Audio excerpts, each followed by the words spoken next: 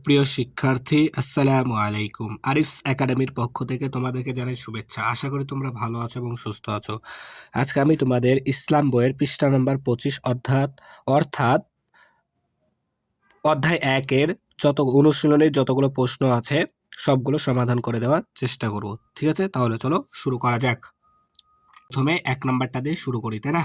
তো দেখো, প্রথমে 1 নাম্বারে কিন্তু টিক চিহ্ন ছিল। তো এখানে আমি প্রশ্ন এবং উত্তরগুলো লিখে রেখেছি। ঠিক আছে, তো দেখো, ক নাম্বার, কোনটি আল্লাহর জাতি অর্থাৎ সত্তাগত নাম? তাহলে উত্তর 4 আল্লাহ। ঠিক আছে, কি আল্লাহ। খ নাম্বার, কোনটি মহান আল্লাহর সিফাতি বা গুণবাচক নাম? কোনটি, আচ্ছা এখানে এখানে কয়টি হবে? ঠিক আছে, কয়টি মহান আল্লাহর সিফাতি বা গুণবাচক নাম? তাহলে উত্তর 1 99টি। ঠিক আছে। গ নাম্বার, সালাতের আহকাম কোনটি? তাহলে 3 নির্ধারিত ওয়াক্তে সালাত আদায় করা। এরপরে কোনটি মাদের হরফ? তাহলে 1 আলিফ। মাদের হরফ কোনটি? 1 নম্বরে আলিফ। ঠিক আছে। এরপর দেখো, কিভাবে আল্লাহর গুণ আর রহমান দ্বারা গুণান্বিত হওয়া যায়? তাহলে 4 সকলের প্রতি দয়া প্রদর্শন এর মাধ্যমে। ঠিক আছে না? এরপর দেখো, কোন ইবাদত অনুশীলনের মাধ্যমে আমরা সমাজের দারিদ্র্য বিমোচনের অবদান রাখতে পারি? ঠিক আছে, 4 নম্বর, জাকাত প্রদান করার মাধ্যমে। ঠিক আছে না? তাহলে জাকাত প্রদান করার মাধ্যমে। এরপর দেখো, কি বলে আমরা সালাত শুরু করব? তাহলে 3 আল্লাহু আকবার বলে। তাহলে 3 আল্লাহু আকবার বলে আমরা সালাত শুরু করব, তাই না? এরপর দেখো, কোন হরফকে একসঙ্গে 2 বার উচ্চারণ করার জন্য আমরা কোনটি ব্যবহার করব? তাহলে এখানে তাসদিদ হবে। ঠিক আছে, এখানে উত্তরটা আমি মিস্টেক হয়ে গেছে, এখানে তাসদিদ হবে। তাহলে কোন হরফকে একসঙ্গে 2 বার উচ্চারণ করার জন্য আমরা তাসদিদ ব্যবহার করি। ঠিক আছে। এরপর দেখো, ঝ নাম্বারটা, মহান আল্লাহর গুণ নিজ জীবনে অনুসরণের প্রয়োজনীয়তা কি? তাহলে 1 আল্লাহর গুণে প্রভাবিত হওয়া। আল্লাহর গুণে প্রভাবিত হওয়া। এরপর দেখো, সহি ভাবে পবিত্র কুরআন তেলাওয়াত শেখার সর্বাধিক গুরুত্বপূর্ণ কারণ কোনটি? তাহলে 2 সালাত আদায়ের জন্য অত্যাবশ্যক। ঠিক আছে, তাহলে সহিভাবে পবিত্র কুরআন তেলাওয়াতের সর্বাধিক গুরুত্বপূর্ণ কারণ হচ্ছে সালাত আদায়ের জন্য কি অত্যাবশ্যক। ঠিক আছে না? তাহলে এবার আমরা 2 নাম্বারটা করব। তো 2 নাম্বার দেখো, শূন্যস্থান পূরণ। ক নাম্বার, আল আসমাউল হুসনা অর্থ হলো আল্লাহর সুন্দরতম নাম সমূহ। তারপরে ইমানে মুফাসসাল হলো ইমানের বিষয়গুলোর বিস্তারিত বিবরণ। তারপর গ নাম্বার, কেউ বিপদে পড়লে তাকে সাহায্য করাও ইবাদত।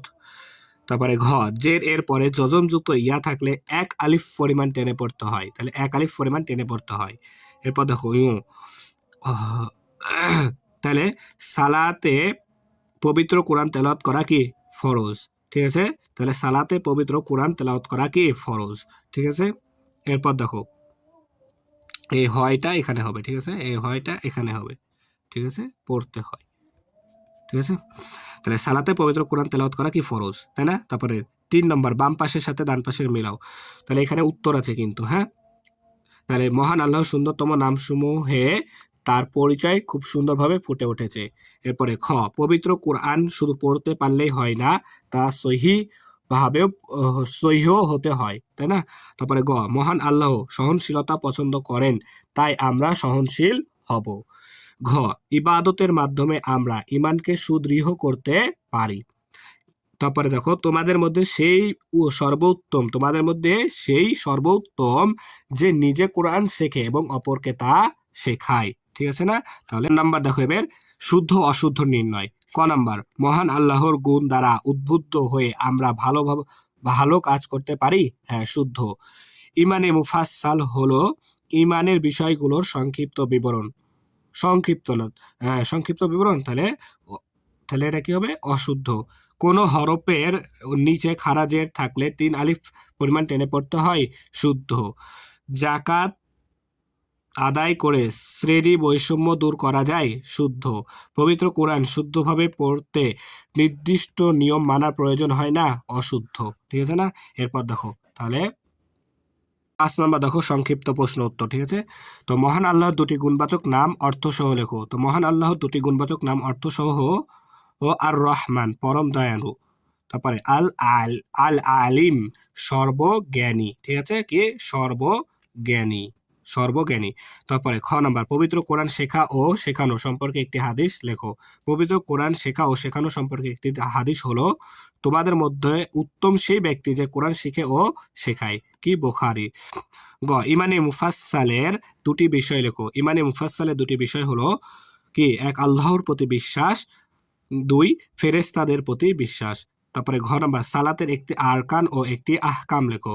সালাতের একটি আরকান ও একটি আহকাম হলো, আরকান কি কিয়াম করা অর্থাৎ দাঁড়িয়ে নামাজ পড়া, আরেকটা হচ্ছে আহকাম হচ্ছে উজু করা, ঠিক আছে না। এরপর দেখো নাম্বার তুমি মহান আল্লাহর গুণ দ্বারা উদ্বুদ্ধ হয়ে করতে পারো এমন দুইটি কাজ উল্লেখ করো। তাহলে উত্তর হলো কি, আমি মহান আল্লাহর গুণ দ্বারা উদ্বুদ্ধ হয়ে করতে পারি এমন দুইটি কাজ হলো কি, সত্য কথা বলা, গরিবকে সাহায্য করা।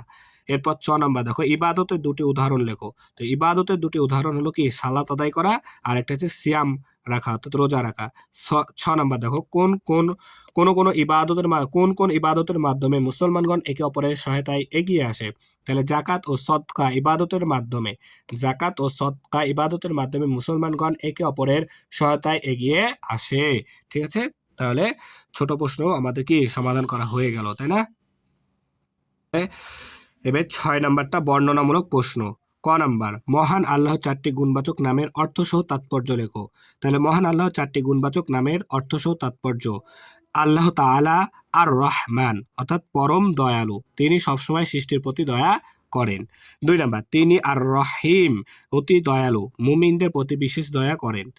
তিনি আল আলিম সর্বজ্ঞানী, তিনি সবকিছু জানেন।